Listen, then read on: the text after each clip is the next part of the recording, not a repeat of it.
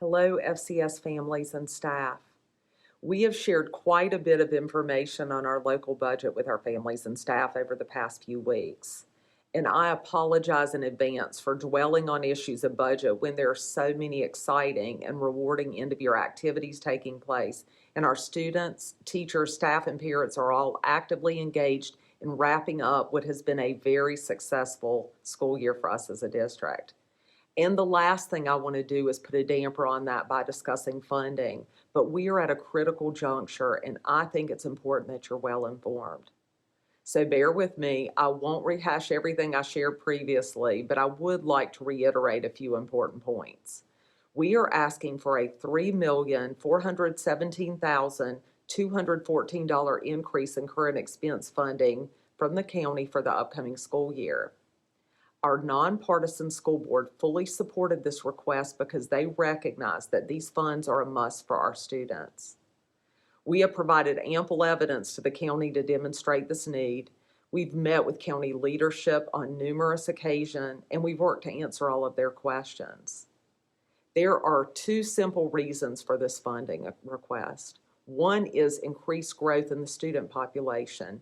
This year, we added 631 new students. The county provided funding to pay for 318 or half of them, and we anticipate adding at least 354 next year. Each student, public or charter schools, receives a per pupil allocation from the county, and this year the county reduced that funding by $65 per child. This dug a hole for us, and not fully funding our request digs an even deeper hole that is unsustainable even for one more year. The second is increased inflation. Anyone who visits the grocery store or pays bills understands that the cost of living continues to rise. We have experienced the same impacts on our schools, but in spite of this, the county is funding us at only $2 more per child than they received in the 2019-2020 school year 5 years ago.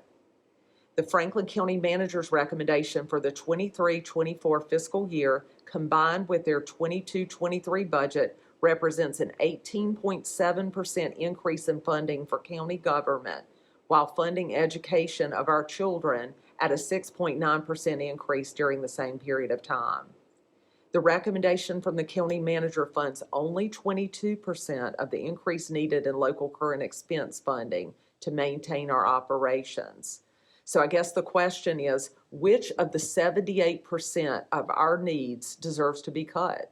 Do we cut athletics like football, baseball, basketball, softball, volleyball, soccer, wrestling, track, cheerleading, or swimming?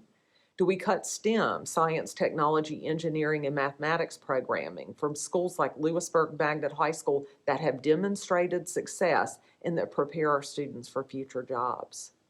Do we cut extracurricular and enrichment opportunities in the areas of band, chorus, or art? Do we cut the teacher supplement, signing, or retention bonuses and watch great teachers walk out the door to go to other districts? In a teacher shortage, who will take their place? Do we cut frontline staff from our schools or support staff from our central office who greet families, manage student enrollment, provide resources and support, and assist our students and staff on a day-to-day basis to keep our schools running smoothly? Do we cut heating, air conditioning, or electricity? Do we cut cleaning, maintenance, and lawn care for our buildings? We have 1.7 million square feet at 17 facilities and 500 acres of land to maintain, making our schools unclean and unsafe for our children and staff. Do we cut technology for our students and staff in an era when most careers require effective use of technology to be competitive in the workplace? Do we cut supplies and materials for teachers and students and ask our teachers to spend even more out of pocket to support the students they teach? This list is not exhaustive, and it doesn't include our facilities needs request of $3 million, of which the county recommends funding half. These funds pay for improved lighting, new doors, locks, and upgraded phone systems to improve safety, roofing, HVAC, carpeting, playground equipment, and the upgrade of athletic facilities at a number of our schools. And not fully funding current expenses has a ripple effect in other areas.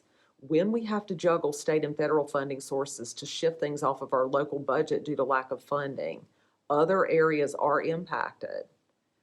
If the Franklin County Board of Commissioners chooses not to fully fund our current expenses request of an additional $3,417,214, we will have to make drastic cuts as a school system. Should we have to make choices between football, band, the arts, STEM, key support employees, school safety, clean facilities, or teacher supplements for our schools?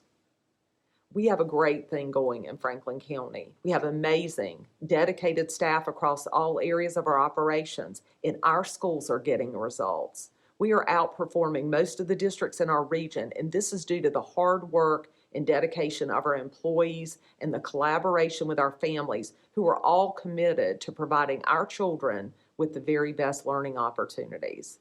We want to maintain this momentum, and we're at a critical juncture in our county in accomplishing this. To make this happen, we need funding to support our efforts. So what's next? The Franklin County Board of Commissioners have to make the final decision on local funding that our schools will receive.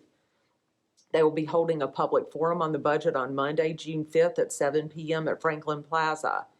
If you have opinions on the proposed budget, this is the opportunity that they have created for your voice to be heard.